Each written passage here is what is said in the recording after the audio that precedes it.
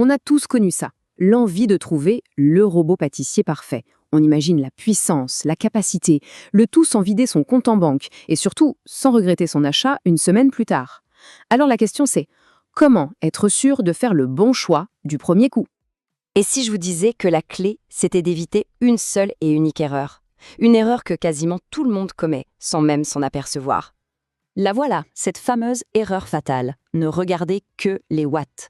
On pense que 2000 watts, c'est forcément 2 fois mieux que 1000. Mais en réalité, un moteur surpuissant dans une coque en plastique qui tremble de partout est souvent bien moins efficace qu'un moteur plus modeste dans un bloc tout en métal, bien stable. C'est exactement ce décalage qu'on va explorer ensemble. Rien que de comprendre ça, ça peut littéralement vous sauver d'un mauvais achat. Alors si ce genre d'analyse vous est utile, le meilleur moyen de ne pas rater les prochaines, c'est de vous abonner. Allez, on continue. Bon, passons maintenant à la solution. On a sélectionné 3 robots pâtissiers qui illustrent à la perfection ce dilemme, le budget, la puissance brute et la durabilité. Alors, voici nos 3 concurrents du jour. D'un côté, le Zuki et le Kenwood, tous les deux à 1000 watts. De l'autre, le Chefly, un monstre de 2000 watts avec une cuve gigantesque. Et pourtant, regardez les prix. On va du simple au triple. Alors, est-ce que la puissance affichée justifie vraiment une telle différence? C'est ce qu'on va voir. On commence avec notre numéro 3, le Zuki. On pourrait l'appeler le choix malin, celui pour les budgets serrés et une utilisation plutôt occasionnelle. Et pour cause, son argument de vente principal, il est là, sous vos yeux, moins de 88 €. C'est un prix, franchement, c'est incroyablement agressif sur ce marché. Alors, qu'est-ce qui se cache derrière ce prix? D'un côté, c'est un carton, plus de 1500 avis, un tarif imbattable, parfait pour se lancer avec des préparations légères. Mais de l'autre côté, il y a le revers de la médaille. Un corps tout en plastique, qui a du mal avec les pâtes lourdes, un risque de surchauffe et de vrais doutes sur la durabilité. Le compromis est très clair. Et ce compromis, il est parfaitement résumé par cet avis client. Après une seule utilisation, il surchauffe rapidement et dégage une odeur de chaud. Voilà le risque concret quand la construction est un peu trop légère. Pour ceux qui veulent se faire leur propre idée et lire tous les retours d'utilisateurs, le lien direct vers le produit est juste là, dans la description. Allez, on passe au numéro 2, le Chefly. Sur le papier, lui, c'est le monstre de puissance, la machine qui est conçue pour impressionner avec ses chiffres.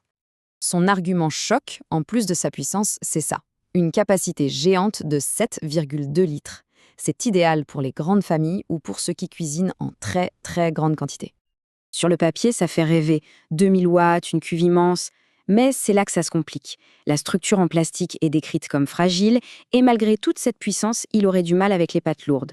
On retrouve exactement le même paradoxe. Des chiffres impressionnants, mais une fabrication qui, elle, ne semble pas suivre. Cette citation, elle résume absolument tout. La structure en plastique accentue la fragilité. Le robot se tord de partout. C'est la preuve parfaite que 2000 watts, ça ne sert à rien si la machine n'est pas capable de transmettre cette force à la pâte. D'ailleurs, le lien pour ce modèle, il est aussi dans la description. Décortiquer les fiches techniques pour aller chercher la vérité derrière les chiffres, c'est vraiment notre mission. Si cette approche vous plaît, le petit bouton d'abonnement, c'est le meilleur moyen de nous soutenir. Et on arrive enfin à notre numéro 1, le Kenwood Chemix. Et là, on change complètement de registre. On ne parle plus de budget ou de puissance brute, on parle d'un investissement sur le long terme. Ce qui est impressionnant avec le Kenwood, ce n'est pas seulement son excellente note de 4,5 sur 5, c'est surtout qu'elle est basée sur plus de 4000 avis. Ça, c'est un niveau de confiance et de fiabilité qui est bien au-dessus des autres. La grosse différence, elle est là. Son corps est entièrement en métal. C'est ça qui lui donne sa robustesse et sa stabilité, même avec les pâtes les plus denses. C'est une promesse de performance, mais surtout de durabilité.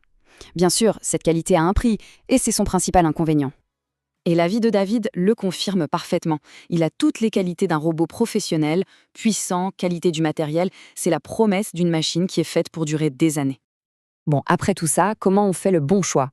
La question, ce n'est plus quel est le meilleur robot dans l'absolu, mais plutôt quel est le meilleur robot pour ce que je veux en faire.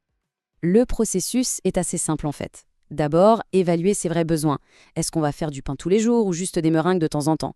Ensuite, lire les avis. Et surtout, aller voir les commentaires 1 étoile. Ils sont souvent très très instructifs.